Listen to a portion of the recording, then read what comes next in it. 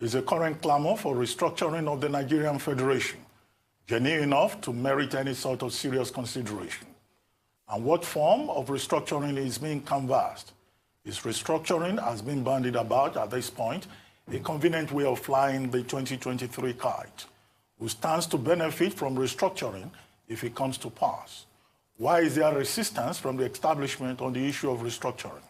Many questions indeed, but to take the conversation further, we're right now being joined by Dele Farotimi, lawyer and principal partner, Dele Farotimi & Co.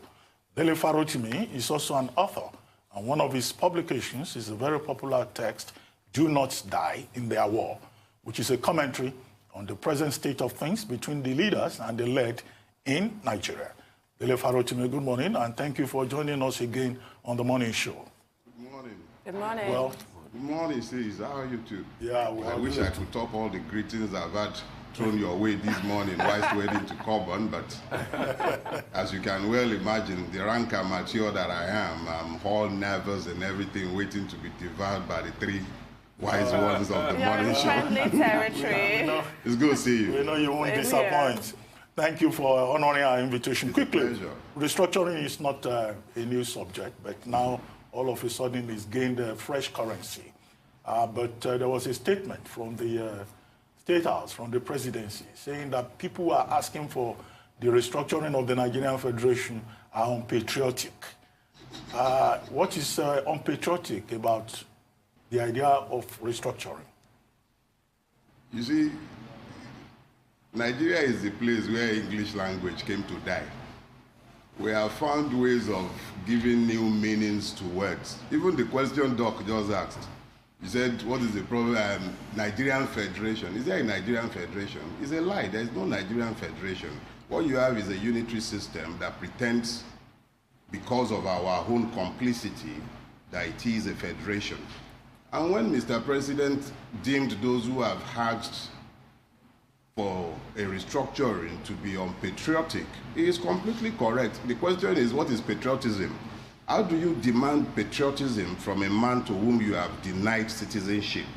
So when he's talking about citizenship, and when he's talking about patriotism, the question you need to be asking yourself quickly is this: is there really a nation? Because you have to have a nation before you are patriotic. You have to be a citizen because you can be before you can be patriotic. Patriotism is found in citizenship. So when you are not a citizen, ab initio, and somebody is now saying that you are not patriotic because you are demanding, because all the clamor for citizenship really are just code words. There are ways where we are just pretending that we're having a conversation around restructuring. Is really a demand for citizenship. The Nigerian is just asking to be treated like a citizen. He wants to be treated the way every other citizen of every other country in the world is treated. When the Yoruba man is talking restructuring, what he's saying really is, don't treat me as being less than the Fulani man. When the Igbo man is talking restructuring, he's also asking, don't treat me less as the Fulani man. So the Fulani man has been raised as the bogey, the one who has the upper level of citizenship, whilst everybody else is at the bottom. I don't subscribe to that. But it suggests to you that there is inequality. But the inequality is actually one that is based on inequality of citizenship. So restructuring is actually a demand ab initio for the recognition of the citizenship. It's actually a recognition of humanity. So when Mr. President is saying that we are unpatriotic for making these demands, he's very correct. We are very unpatriotic because we are not citizens. We are demanding to be liberated. So when we use words like restructuring for every disadvantaged person is a demand for equalization. So he can say whatever he cares. It's a class issue. Those who have taken away our citizenship are neither Fulani, Hausa, Igbo, Yoruba. They are a class. All these things we talk about, tribes, religion, it doesn't matter to that class. So the president is correct, and there will be several others in other political zones of the country who will make similar declarations of the unpatriotic nature of those who are asking for restructuring. It is not the duty of the oppressor to free the oppressed. It is the duty of the oppressed to demand his liberation. So yes, we are unpatriotic, and we are unpatriotically asking to be made citizens of Nigeria and be treated as equal to every other person. So yes, we are very unpatriotic. He is the patriot. So if the idea is really about creating a level playing field, what do you think about ideas that have been mooted? For example, Pastor Adeboye talking about that president, prime minister model, state governor, premier, like we had in the First Republic, which many see as our halcyon days. Do you think we should return to that model? And if you do, should we amend it in any way to avoid their pitfalls?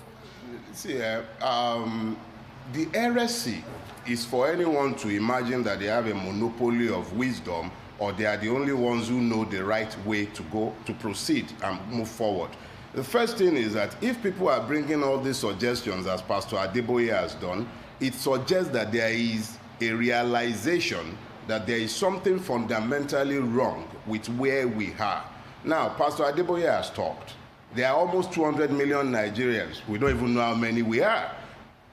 Now, each person is not going to speak, but there are mechanisms by which we can aggregate the ideas of Nigerians as to how to proceed. The heresy is for anyone to suggest that we are in El Dorado and it is somehow unpatriotic not to raise alternatives. Now, Pastor Adeboye has suggested something. In the book I have written, I annexed the 59-page draft constitution. I know that the patriots, comprising of people of very high intellect in this country, they've also met and they have raised a document that they call a draft constitution as well. Nigeria is not in this mess because we are lacking in ideas. And I dare say that there are very brilliant men and women in Nigeria who are capable of thinking us through and out of the current mess in which we are immersed.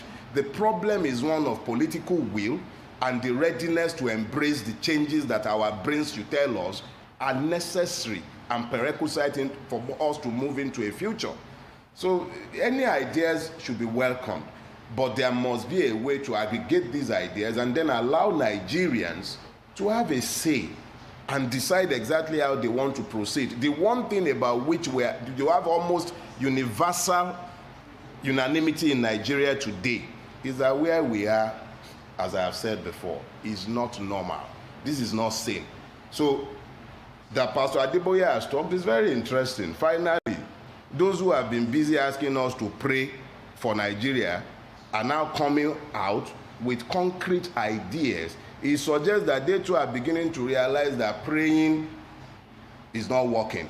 Because if prayers were working, Nigeria should be better than Dubai by now. We have churches and mosques on each and every one of our streets. So yeah, good idea, and it's only a start. Other people have good ideas too. The idea is to create a forum to synthesize those ideas and then allow Nigerians to freely express their will as to how they want to be governed. Nobody voted for this 36-state structure. This is no longer a federation. The only reason Nigeria was formed in 1960 is because enough people felt comfortable within the agreed structure for our governance. And that agreed structure was clear and it was unambiguous. Federating units. To now have a fraudulent situation where a man sits down in Abuja, and if you look at the plethora of men who have sat down to create the nonsense we call Nigeria today, that continues to advertise a lie, Federal Republic of Nigeria. I'm Chinese if we are a federation. So please, any good idea should be welcome. Pastor Adeboye's idea, excellent. There are others too. Other people should bring their ideas forward. Okay, but we've sat down many times in this country. We've been sitting down since even the time of the military, you know, to talk about the way forward. How should we go about this? Sometimes they've said it's state creation. More state creation we need. We've even gone ahead to create up to 36 states. Because when you say, oh, I don't know, people voted for this, you forget that we had a conference in 94-95 that threw up creation of new states, extra 6 states from the 30 we had before.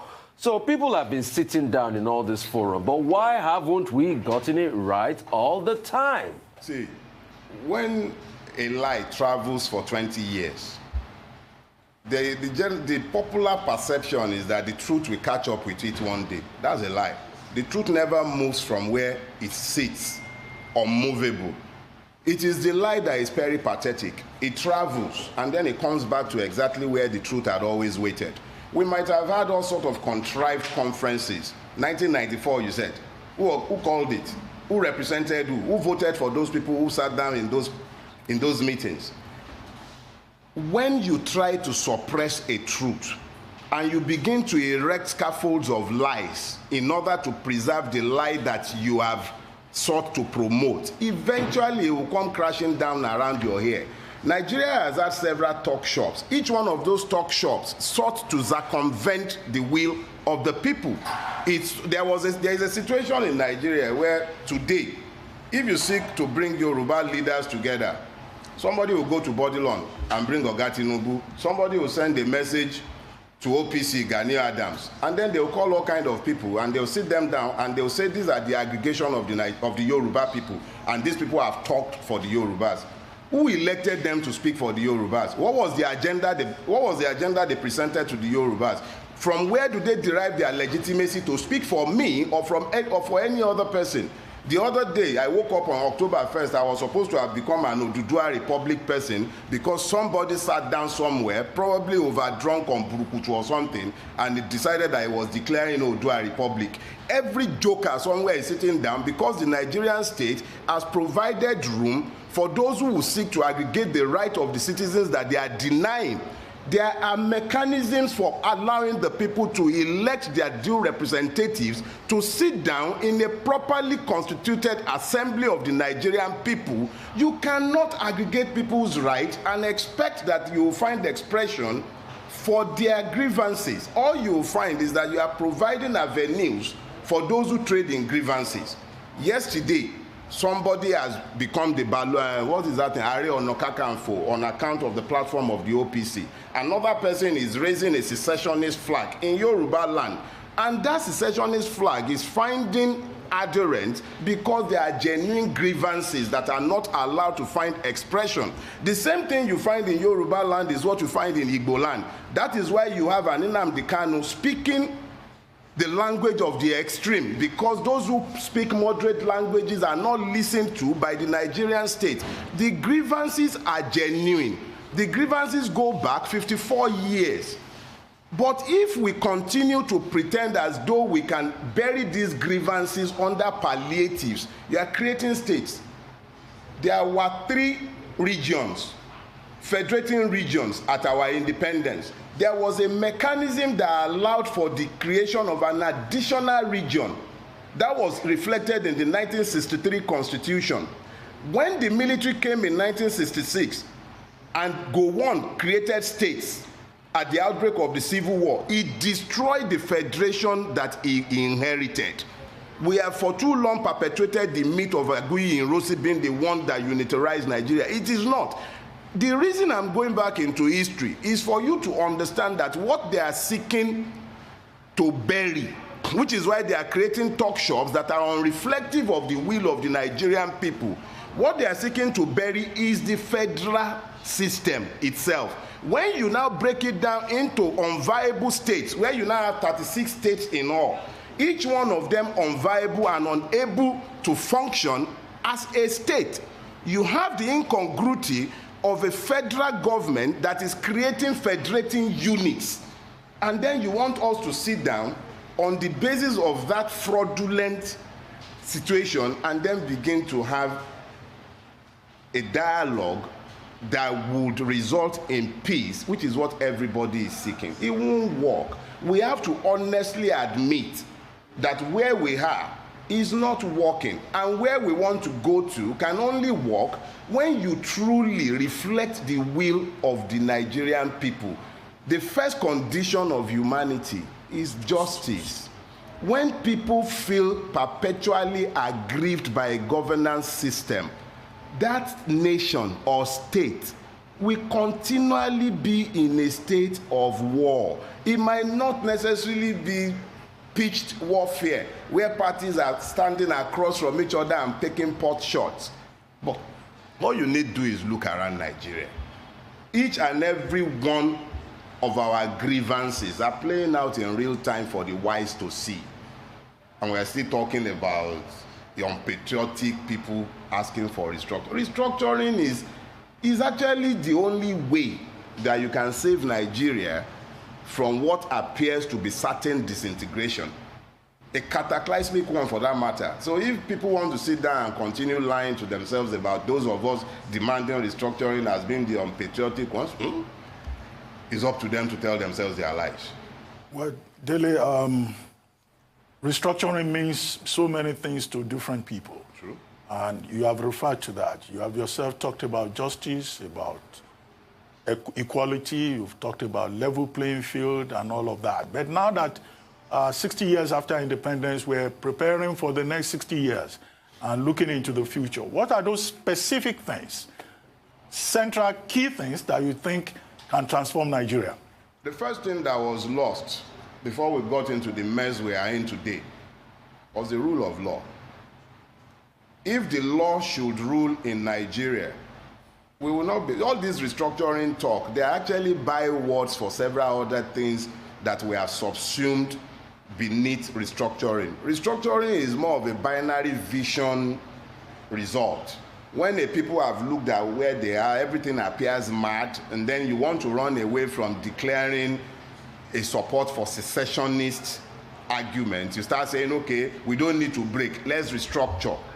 So there is a third angle that we conveniently ignore in the demand for restructuring. And that angle is that the real demand is actually for equalization. Equalization can only happen where the law rules.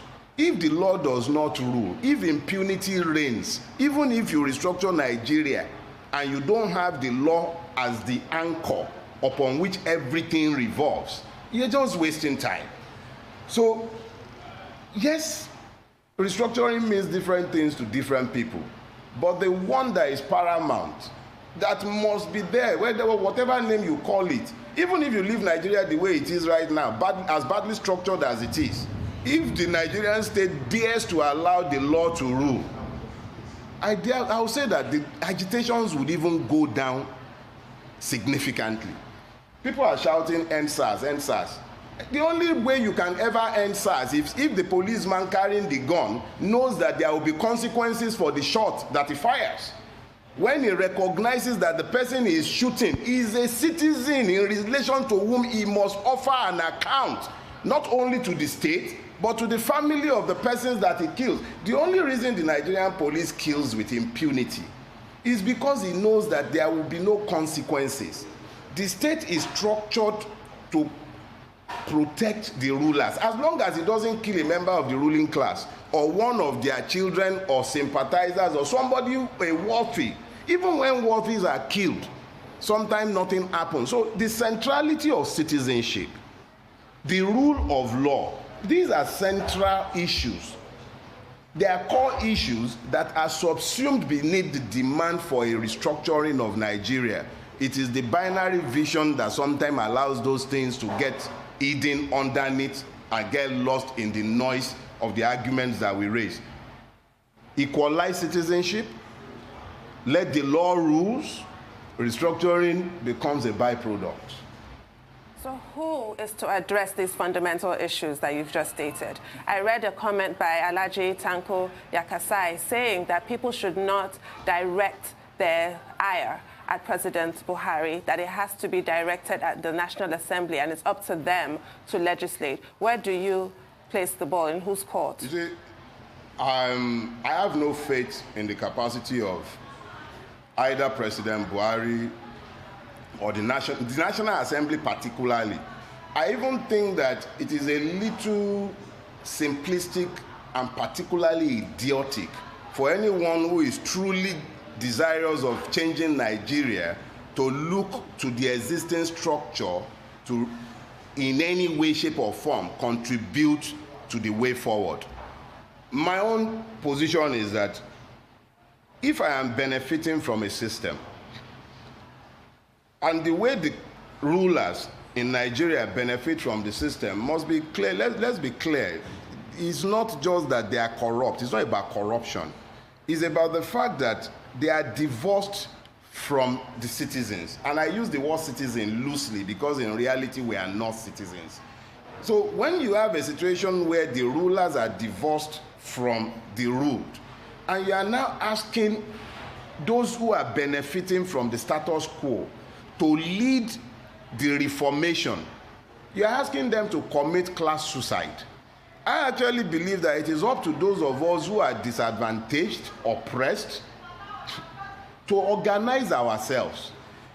Demands cannot be made of power, as somebody has said, at a coffee table. Some people went on the street on the 1st of October. Mr. Adesina, who once upon a time said people were irritants, I believe he called them. I hope he was well irritated enough. And that is just the beginning. By the time this system elects to refuse the reformations that are clearly needed, there are further mobilizations of the Nigerian people that are ongoing. And the demand will be placed in the public domain. And we will be calling for marches on the streets of Lagos and every other Nigerian city. We will not be violent. We gain nothing by being violent. It is the state that is perennially violent. And we will continue to ask our people not to be violent. But to expect that the National Assembly, in Ndoma Egba, or what, no, not in Ndoma Egba now, the mace snatcher was the one that was issuing some circular a few weeks ago calling for memorandum to be submitted. How do you expect to persuade ravenous wolves to become vegetarians and then help you, just give you some, so please, we know that you are the ones who are enjoying the nation, so we want you to help us to restructure it, just losing our rope a little. How? It's not going to happen. They will never give us what we want. It's not in their interest. But it is in our own interest to clearly identify what we want, sell that to the Nigerian people, and then mobilize the Nigerian people behind what we have presented to them. Several people have presented different things. It is time for the Nigerian people themselves to sit down, aggregate, and we are currently talking to ourselves. There has to be an aggregation and there has to be an adoption. If we have a central platform from where we can engage the Nigerian people, it becomes easier to make these demands.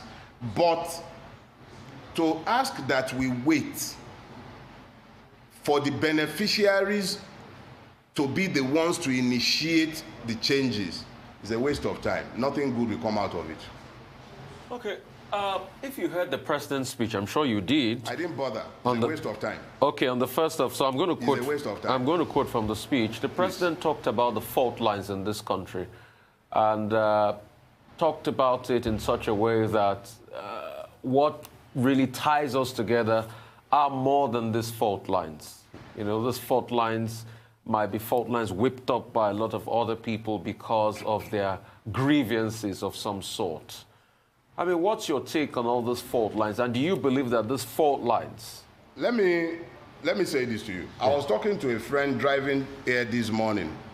He sells cars. And he was sharing his experience with me. If you're going to the northern part of Nigeria from Lagos, between Lagos and Lokoja, there are 40 custom checkpoints. 40. After Lokoja, all the way to Katsina, not one. Between Lagos, hear me again, between Lagos and Lokoja, 40 custom checkpoints. That is within the border of Nigeria. But once you have crossed Lokoja, not one until you will get to Katsina. And we are all in Nigeria. Let's be clear about something. I have never expected that the beneficiary of a crime would in some way turn around undetected and be the one to offer restitution. When you look at the hard facts, and that is a hard fact, it's verifiable. And I'm sure that there are several people who will be able to say whether I'm a liar by the time I'm out of your studio this morning. 40 checkpoints, Lagos to Lokoja, Lokoja to Katsina, none. Now tell me, who gains from the destruction of our internal commerce? So it is difficult, very difficult, to begin to wrap one's brains around the inanities that are offered when we begin to point at real issues. That's just one, but it should illustrate a lot for anyone who is willing to look objectively. Nigeria and Nigerians are the problem of Nigeria. The average Nigerian has no problem with his neighbor. But our system is structured in a way, any system that allows what I just described to you cannot be said to be just. In a situation where you enter a government institution and you see the manifest and clear marginalization of vast parts of the same country, what you are seeing is the legitimization of internal colonialism or an apartheid system that we are being asked to legitimize by our silence. Is either you are benefiting from it and you then don't want to talk about it. Why would you want to change what is working for you? But if you are an Igbo man or a Yoruba man or anybody for that matter who has reason to transport your goods from Lagos up north, and you have to contend with the fact that between Lagos and Lokoja you are going to find 40 checkpoints that you will not find one after Lokoja, then tell me, how do you explain to such a person that he has no need to be demanding a restructuring? He will demand that restructuring because he knows that if Nigeria is restructured, he will not see those custom checkpoints on the road.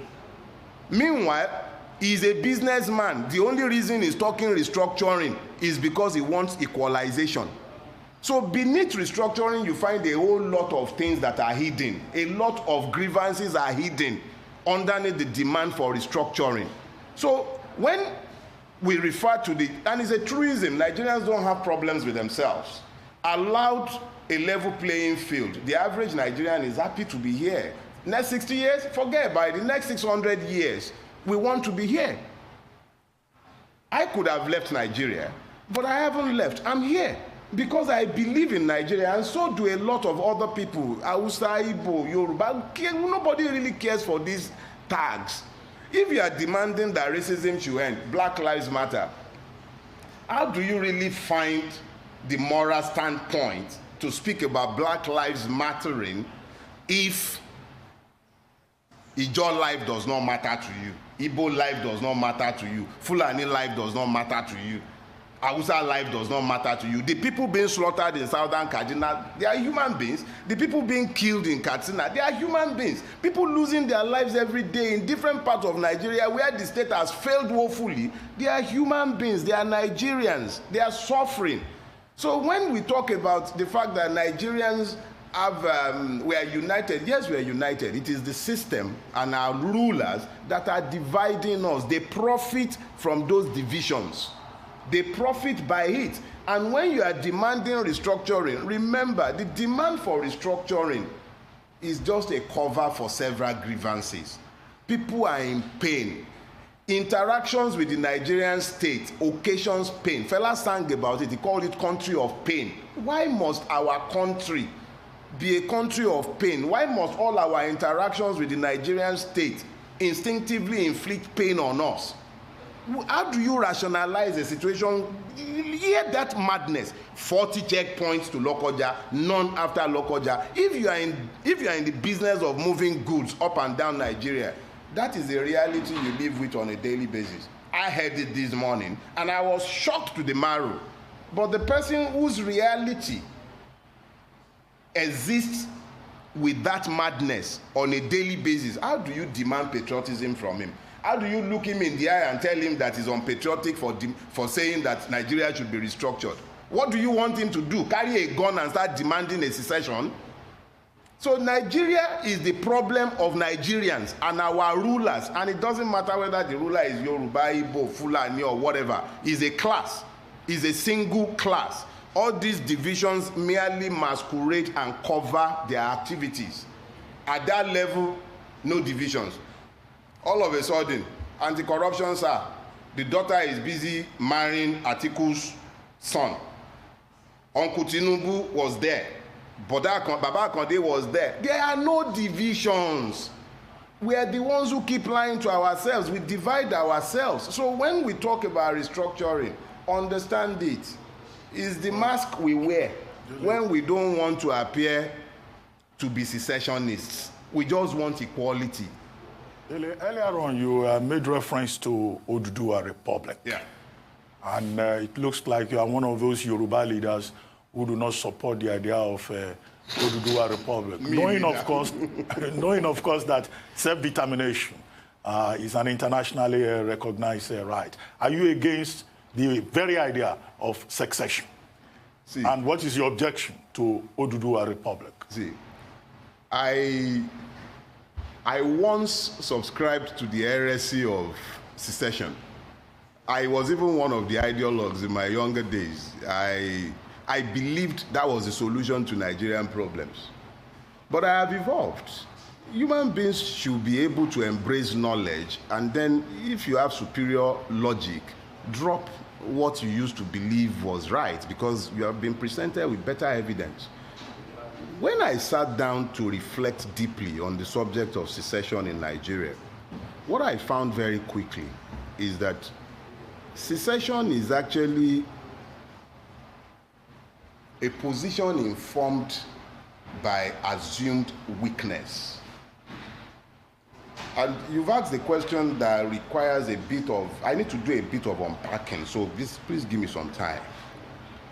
At the birth of Nigeria, and I'm not talking 1960, going as far back as 1947, and I have historical evidence of this, an account written by Sir Sherwood Smith. He was the last governor general. He was the last governor of northern Nigeria. He wrote a book. He titled it "But Always as Friends." Now, Sherwood Smith recounted he gave an account of what led to the 1951 House of Representatives. He spoke of how the northern part of Nigeria, and I use the word northern part, I'm using it as a borrowed term because I don't believe in that myth. They were assured as far back as 1947 is written, and I'm using materials from that book in my upcoming book.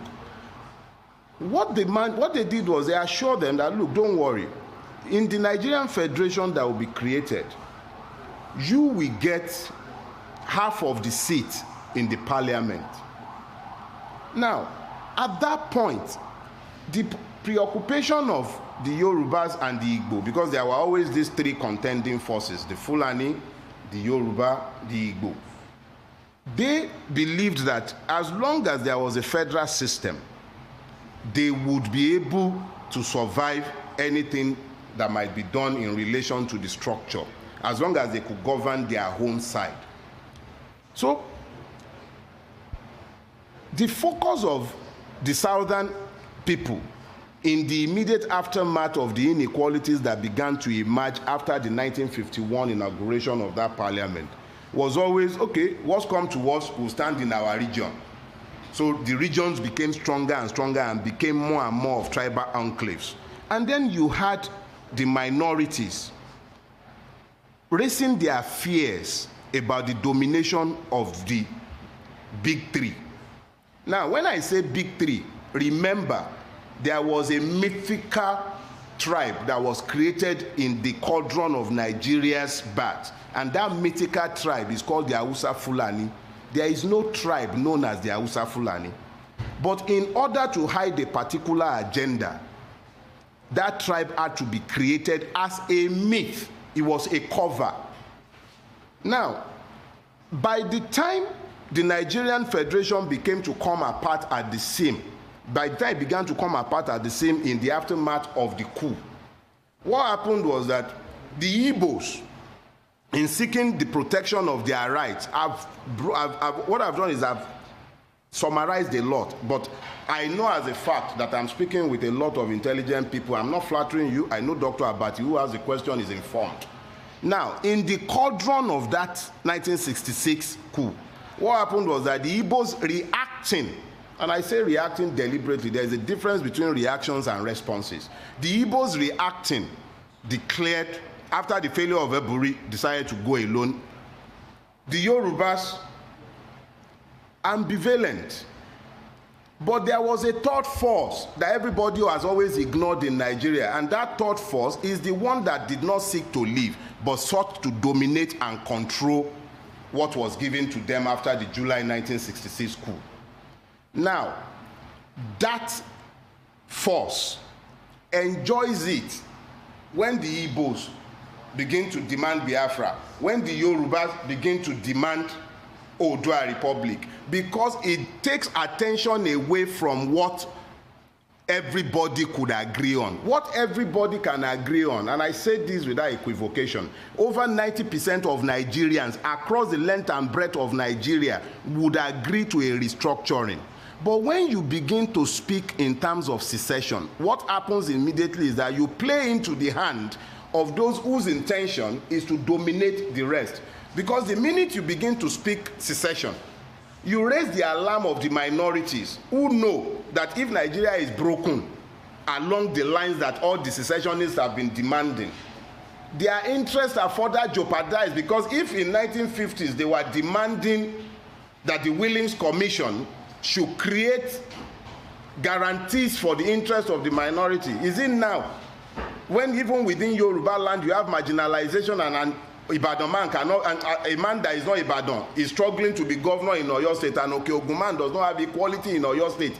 Is it now that in Lagos State you are having struggles between the components? In Lagos State, you are having people telling other people where they're coming from. You are having people being told that they are not indigenous enough. You are having, even within Lagos. So you have a situation where Awolowo was the one that first said this. He said, if you continue to clamor for the creation of state until Ikenne becomes a state, the agitation will not end.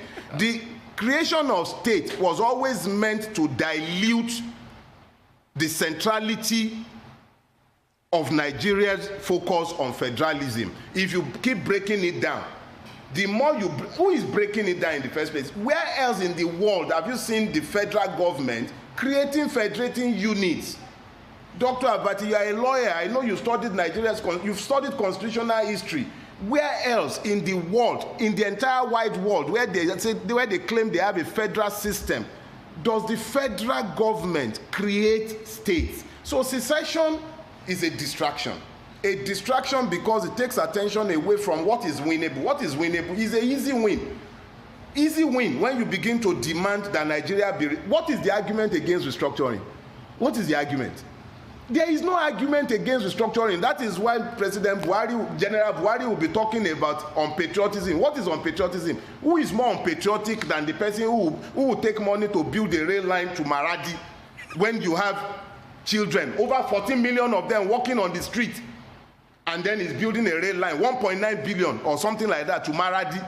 They are spending 36 billion or thereabout to renovate the National Assembly. Who is more unpatriotic?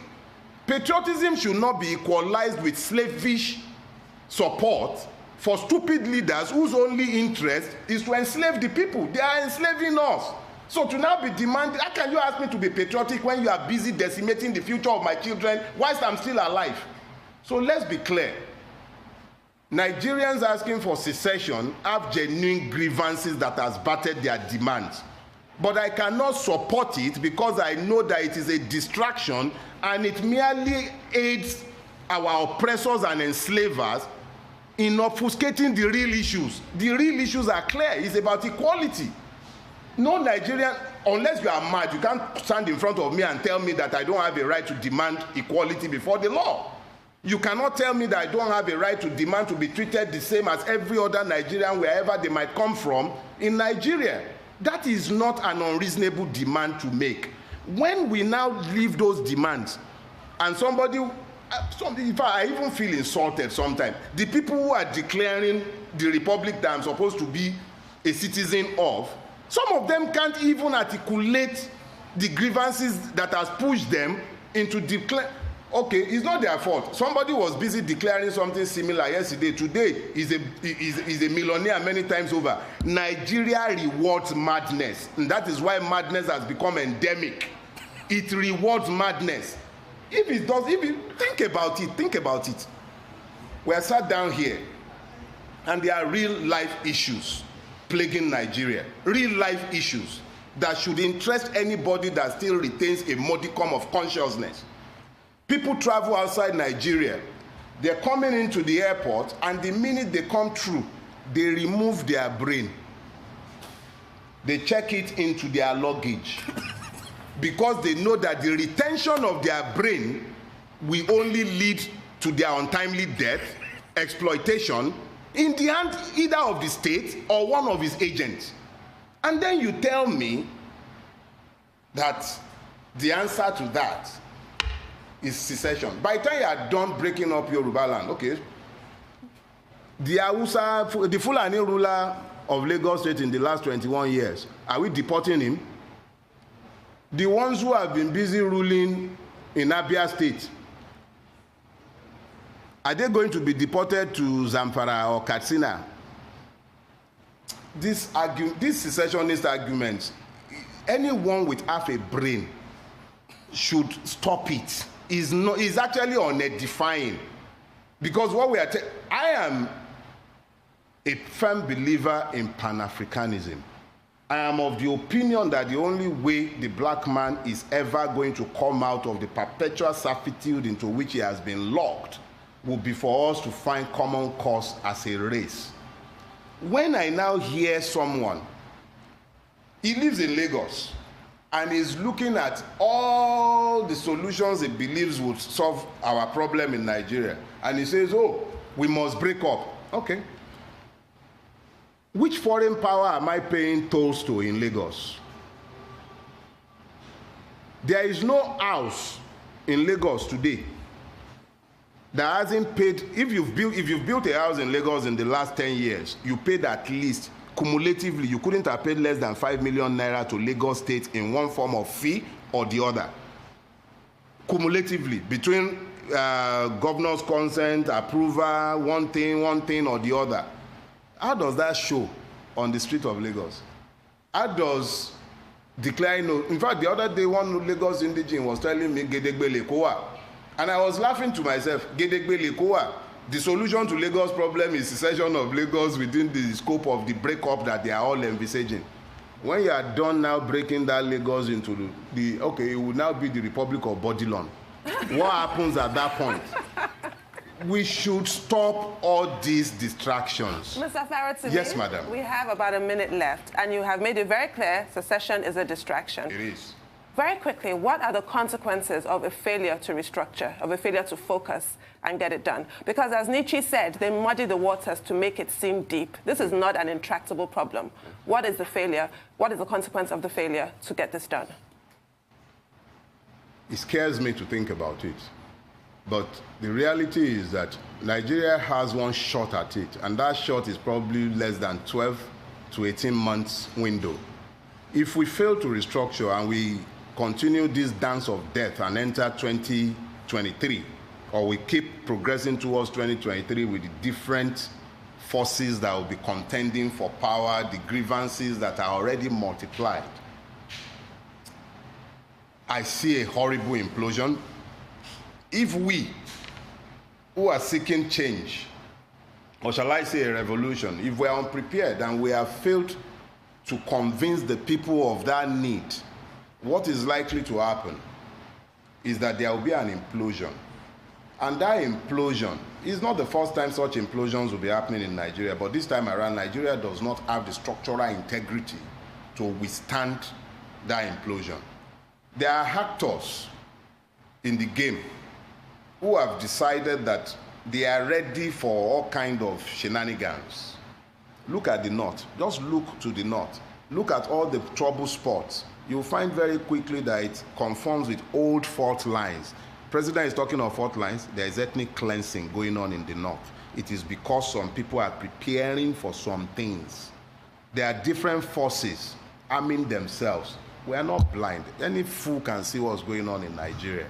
If we don't find the goodwill to restructure and do so quickly and honestly, I am not too sure that the Nigerian state can withstand the shock of the contentions that are coming ahead of us. On that note, I would like to thank you very much, Dele Farotimi, for joining us. Yes, on the morning show. Thank you. Yes.